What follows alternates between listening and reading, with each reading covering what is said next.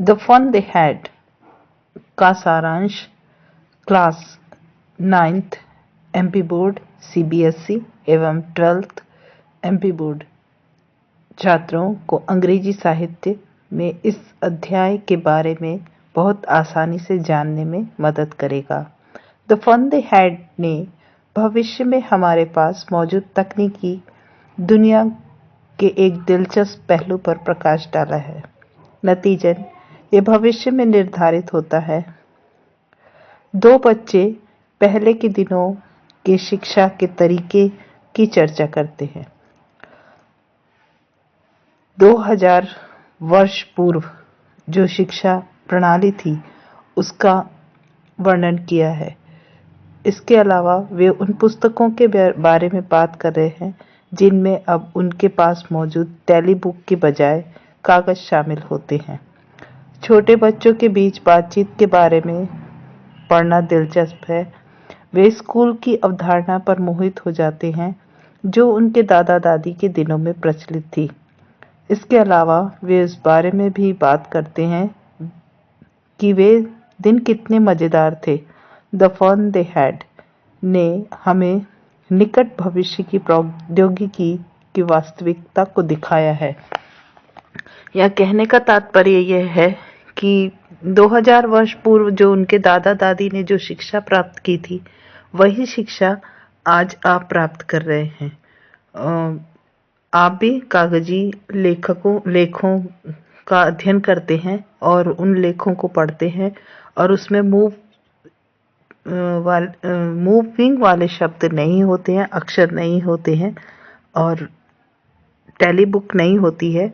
परंतु आज हम लॉकडाउन का सामना कर रहे हैं और आप लॉकडाउन में टेली बुक जैसे ही मोबाइल और टेली बुक के द्वारा आप पढ़ाई कर रहे हैं और इस तरह की शिक्षा में आपको कैसा महसूस होता है ये आप बहुत अच्छे से इस the fun they had story को फील कर सकते हैं, क्योंकि लॉकडाउन में आप भी घर में रह के पढ़ाई कर रहे हैं। कोई फ्रेंड्स से ज़्यादा नहीं मिल पाते, स्कूल में ज़्यादा आप क्लास अटेंड नहीं कर पा रहे हैं। तो ये Chapter 17 The Fun They Had. Margie even wrote about in that night in her diary. On the page headed 17th May 2155. She wrote, "Today Tommy found a real book." मार्गी ने उस रात अपनी डायरी में भी इसके बारे में लिखा। 17 मई 2155 वाले पृष्ठ पर उसने लिखा, आज टॉमी को असली पुस्तक मिल गई। It was a very old book. Margie's grandfather once said that when he was a little boy, his grandfather told him that there was a time when all stories were printed on paper. यह पुस्तक बहुत पुरानी थी। मार्गी के दादा ने एक बार कहा था कि जब वो छोटा लड़का था तो उसके दादा ने उसे बताया था कि वह एक समय था जब सभी कहानियां कागज पर छपी थी। They turned the pages, which were yellow and crinkled. उन्होंने पेज पलटे जो सिकड़े और झुर्रीदार थे। And it was awfully funny to read. और उनको पढ़ने में बड़ा मजा आता था। Word that stood still instead of moving the way they were supposed to on a screen, you know. जो शब्द थे वो वहीं पर स्टिल थे, मतलब रुके हुए थे, वो मूव नहीं होते थे जैसे कि उनको मूव होना चाहिए। इंस्टेंट मतलब बदले में उनको मूव होना चाहिए। Suppose to on a screen, जैसे स्क्रीन पर शब्द आते हैं उस तरह से वो नहीं आते थे। एक ही पेज पर पूरे जब तक हम ना पढ़ें और उसको पलटाने पर दूसरा पेज आता था।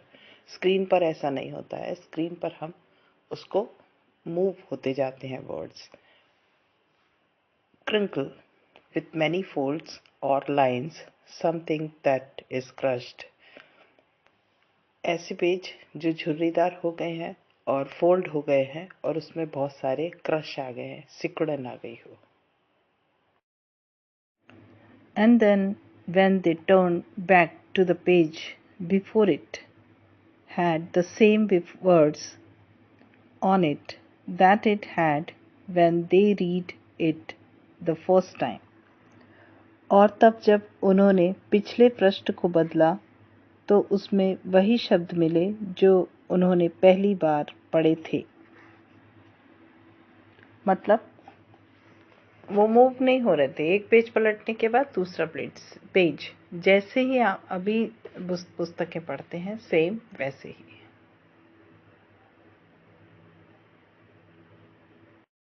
Said Tommy, "What a waste. When you're through with the book, you just throw it away. I guess our television screen must have had a million books on it, and it's good for plenty more. I wouldn't throw it away."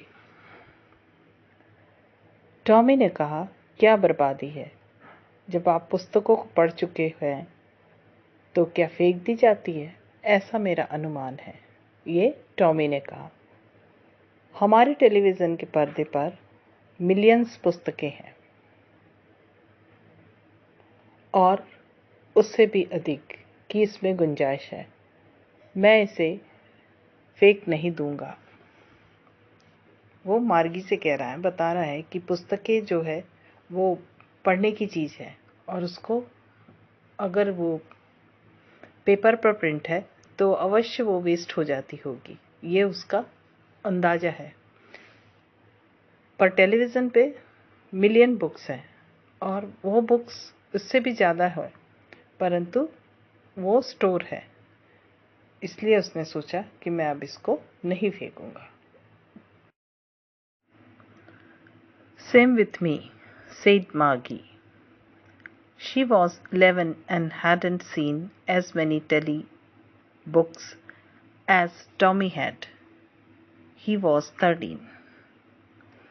मेरे साथ भी यही है, मार्गी ने कहा. वह 11 साल की थी और उसने इतनी ज़्यादा टेडी बुक नहीं देखी थी जितनी टॉमी ने देखी थी. वह 13 साल का था. Margie was scornful. School? What is there to write about school? I hate school. मार्गी ने तिरस्कारपूर्ण कहा. स्कूल? विद्यालय? विद्यालय के बारे में लिखने को क्या है? मुझे नफरत है विद्यालय से.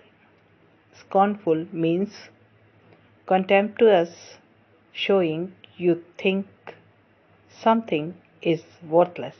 Show your dislike for something. तिरस्कारपूर्ण, किसी चीज को पसंद नहीं करना.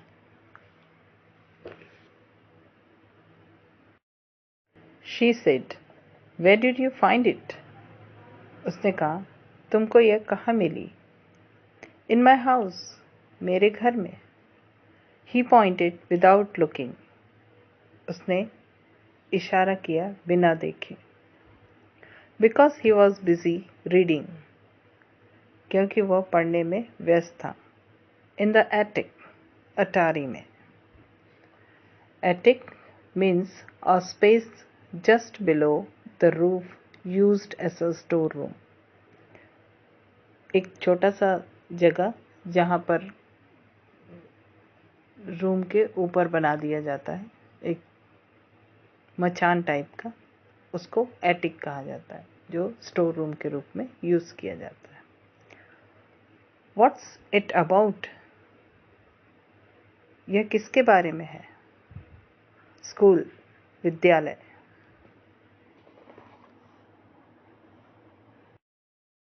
Margie always hated school, but now she hated it more than ever. मार्गी को विद्यालय से घृणा थी, परंतु अब वह पहले की अपेक्षा और अधिक घृणा करती थी.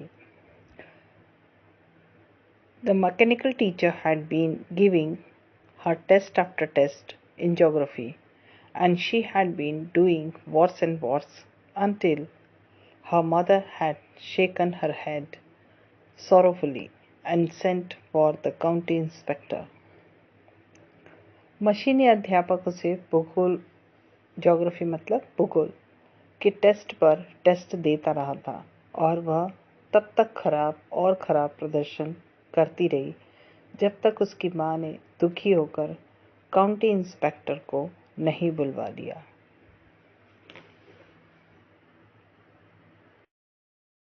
He was a round little man with a red face and a whole box of tools with dials and wires. He smiled at her and gave her an apple, then took the teacher apart. वह लाल चेहरे वाला एक गोल मटोल एक छोटे कद का व्यक्ति था और उपकरणों, डायलों और तारों से भरा हुआ संपूर्ण बॉक्स था। वह उसकी तरफ देखकर मुस्कुराया, मार्गी की तरफ, और उसे एक सेब दिया। फिर अध्यापक को अलग ले गया। अध्यापक मतलब मशीन को। Margie had hoped to wouldn't know how to put it together again, but he knew all right, and after an hour or so. मार्गी को आशा थी कि वह नहीं जान पाएगा कि इन सबको एक साथ कैसे जोड़े, लेकिन उसे ठीक करना आता था और लगभग 1 घंटे बाद वह वहाँ मौजूद था। मार्गी सोच रही थी कि काउंटी इंस्पेक्टर इसको लेकर जाएगा, मतलब इसे खोल तो लेगा, ओपन करेगा और उसके पुर्जे अलग अलग करके उसको असेंबल करना नहीं मालूम होगा। बाद में वो उसको कैसे इकट्ठा करके जोड़े ये नहीं मालूम होगा। परंतु उसकी आशा के विपरीत काउंटी इंस्पेक्टर ने उसको 1 घंटे में बनाकर वापस ले आया। There it was again, large and black and ugly, with a big screen on which all the lessons were shown and the questions were asked. परंतु बड़ा और काला और भद्दा एक बड़े पर्दे वाला, जिस पर सभी पाठ प्रदर्शित किए गए थे और प्रश्न पूछे गए थे। एक बार फिर से मशीन उसके सामने, जो उसको अच्छी नहीं लगती थी। एक बड़ी सी मशीन, काला और भद्दा उसका पर्दा, और उस पर जो लेसन्स दिखाए जा रहे थे और उसके क्वेश्चंस उससे पूछे जा रहे थे।